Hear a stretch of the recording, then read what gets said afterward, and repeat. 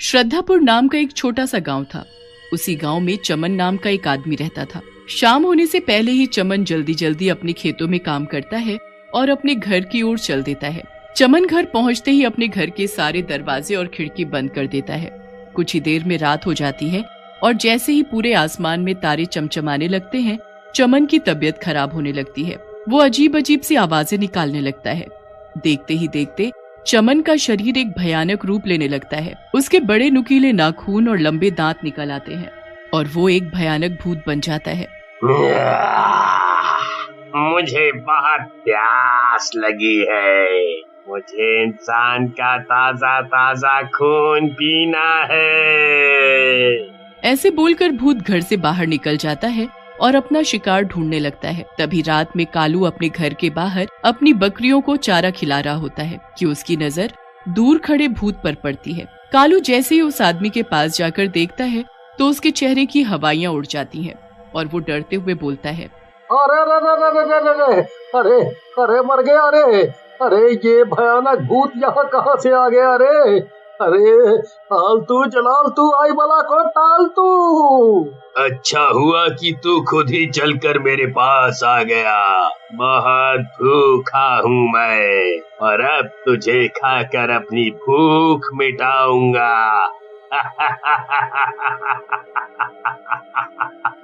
अरे हम तो अपनी बकरियों को खाना खिला रहे थे। हमें क्या खबर थी कि हम ही किसी का खाना बनने वाले हैं। अजी भूत साहब, हमका मत खाओ। हम वैसे भी कई दिनों से बीमार हैं। अगर आप हमका खाओगे तो आप भी बीमार हो जाओगे। बहुत हो गई तेरी बकबक, अब तू नहीं बचने वाला। ऐसे बोलते ही भूत कालू की गर्दन पर अपने बड़े बड़े दांत मारकर उसे खा जाता है और जैसे ही सुबह होती है वो फिर से आम आदमी के रूप में बदल जाता है। सुबह सुबह जब गांव के लोगों को कालू की लाश दिखाई देती है तो सभी गांव वाले बड़े ही हैरान होते हैं। बेचारा, ना जाने किसने इसे इतना बुरे तरीके से मार डाला। अब इस तरह से चमन रोज रात होते ही डरावना भूत बन जाता और गांव के लोगों को मार कर खा जाता। आए दिन गांव के लोगों की लाश मिलने से गांव के लोग बहुत ही डरे हुए थे कि तभी एक रात शंकर उस भूत को गांव में घूमते हुए देख लेता है और सुबह होते ही भूत की खबर पूरे गांव में फैला देता है। अरे ना जाने कौन शैतान हमरे गांव में घुस आया है, जो हर रात कोनो न कोनो को अपना शिकार बना लेता है। अरे भूत के डर से तो हमने रात में अपनी गैया को चारा देना तक बंद कर दिया है। सच में भैया, इस भूत ने तो हम लोगों का रात में घर से बाहर निकलना बंद कर दिया है। अब तो हम सभी गांव वालों की भलाई इसी में है कि हम सभी रात होते ही अपने अपने घरों में बंद रहें। उसी दिन सुबह चमन अपने खेतों में काम कर रहा होता है कि तभी चमन के पास बेला नाम की एक लड़की आती है। बेला और चमन एक दूसरे से बहुत प्यार करते थे। चमन, सच सच बताओ, तुम मुझसे प्यार तो करते हो ना? अरे ये भी कोई पूछने की बात है? फिर जब भी मैं तुमसे शादी करने की बात करती हूँ तो तुम शादी करने से मना क्यों कर देते हो? आखिर शादी के नाम से तुम इतना घबरा क्यों जाते हो? आखिर बात क्या है, ये जानने के लिए बेला चमन से जिद करने लगती है। बेला की जिद करने पर चमन बेला को सारी बात बताता है। बेला, मुझसे एक बहुत बड़ी गलती हुई है। एक रोज की बात है, मैं रात को जंगल के रास्ते से जा रहा था कि तभी मेरी नजर एक तपस्वी पर पड़ी जो रात में तारों की पूजा कर रहे थे। उनको तारों की पूजा करते देखकर मुझे बहुत हंसी आ गई और मैंने उनका काफी मजाक भी उड़ाया। मेरे मजाक उड़ाने पर तपस्वी जी ने क्रोध में आकर मुझे ये श्राप दे दिया कि जैसे ही आसमान में तारे निकलेंगे मैं आम आदमी से भूत बन जाऊंगा। काश आसमान में तारे ना होते तो तुम कभी भूत ना बन पाते। उसी रात चमन डरावने भूत के रूप में अपने शिकार की तलाश में यहाँ वहाँ घूम रहा होता है। अरे ये सब गांव वाले कहाँ जाकर मर गए? एक भी आदमी या औरत बाहर दिखाई नहीं दे रहा। अब मैं अपनी भूख कैसे मिटाऊंगा? तभी चमन भूत को बेला की कही हुई बात याद आ जाती है। इन तारों की वजह से ही मैं भूत बन जाता हूँ। अगर मैं इन तारों को चुरा लूं तो फिर ना ये तारे रहेंगे और ना मैं भूत बन पाऊंगा। ऐसे बोलकर भूत अपने हाथ में एक बड़ा सा थैला लेता है और आसमान से तारे की चोरी कर लेता है और थैला बंद करके अपने घर में रखे हुए संदूक में उसे बंद कर देता है। कुछ ही देर में भूत वापस चमन के रूप में आ जाता है। अरे वाह, ये तो कमाल ही हो गया। अब तो मैं बिल्कुल ठीक हो गया हूँ।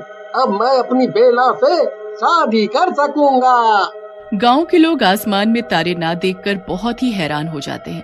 सुबह होते ही गांव के लोग आपस में बातें करने लगते हैं। अरे हमका तो लागत है कि इस सब के पीछे जरूर वो भूत का ही हाथ है। तभी पड़ोस के गांव से भोला काका आते हैं और बोलते हैं, अरे भैया, ये हम कहाँ सुन रहे हैं कि आपके गांव में एक भूत घुस आया है और रात में आसमान से तारे भी गायब हैं। हाँ काका, हम सभी गांव वाले लोग बहुत ही मुसीबत में हैं। ना जाने हमारे गांव पर कौन सी विपदा पड़ी है। हम लोगन का तो कछु भी समझ नहीं आ रहा कि उस भूत से कैसे निपटा जाए।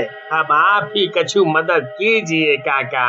अरे हम इसीलिए तो यहाँ आए हैं कि आप सभी को ये बता सकें कि हमारे गांव में कुछ ही दिनों से एक महान तपस्वी जी विराजमान हैं। उनके पास भूत प्रेत जैसी सभी समस्याओं का हल है।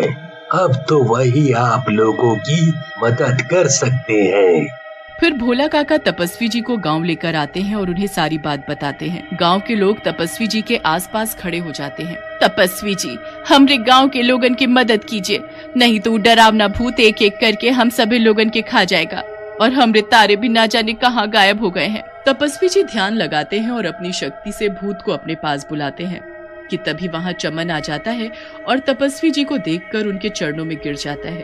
तपस्वी जी, मैंने आपको ना जाने कहाँ कहाँ नहीं ढूंढा, पर आपका कहीं पता नहीं चला। कृपया करके आप मुझे माफ कर दीजिए। अच्छा, तो वो भूत तुम ही हो जो रात में गांव के लोगों का शिकार करते हो, और हो न हो तारों की चोरी भी तुम ही ने की है। मैंने क्रोध में आकर तुम्हें श्राप तो दे दिया, पर मैं ये नहीं जानता था कि इसका परिणाम बहुत बुरा होगा। तभी वहाँ बेला आकर बोलती है, तपस्वी जी, चमन को अपनी गलती का बहुत पछतावा है। कृपया करके आप इसे श्राप से मुक्त कर दें। चमन, पहले तो जो तुमने आसमान से तारों की चोरी की है, वो सारे तारे तुम्हें वापस आसमान में छोड़ने होंगे। तपस्वी जी, आप तो जानते ही हो कि तारों की रोशनी में मैं फिर से एक भूत बन जाऊंगा। वो सब मुझ पर छोड़ दो, मैं अपनी पूजा अर्चना से सब ठीक कर दूंगा। फिर चमन अपने घर जाकर संदूक से जैसे ही तारे निकालता है, वे सभी आसमान में जा पहुंचते हैं और फिर उन तारों की रोशनी में चमन फिर से डरावना भूत बन जाता है। जैसे ही चमन भूत के रूप में गांव वालों के सामने आता है, वो सभी भूत से डरकर इधर उधर भागने लगते हैं। तभी भूत गंगूताई का गला पकड़ लेता है और बोलता है, बहुत भूख लगी थी, आखिर आज शिकार पकड़ में आ ही गया। अरे भूत भैया, हमका छोड़ी दो। तपस्वी जी, हमका ये भूत से बचाओ।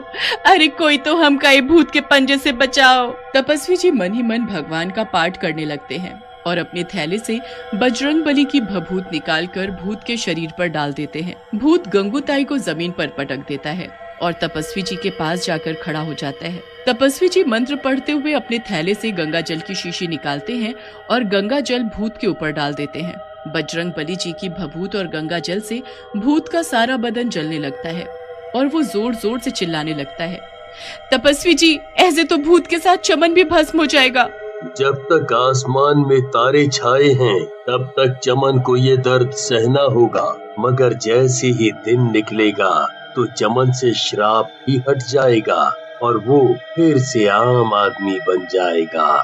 कुछ ही देर में सुबह भी हो जाती है और चमन भूत के श्राप से मुक्त हो जाता है। तपस्वी जी, आपने ये श्राप हटाकर मुझ पर बहुत बड़ा उपकार किया है। मैं आपका ये उपकार कभी नहीं भूलूंगा। गांव के सभी लोग तपस्वी जी का धन्यवाद करते हैं।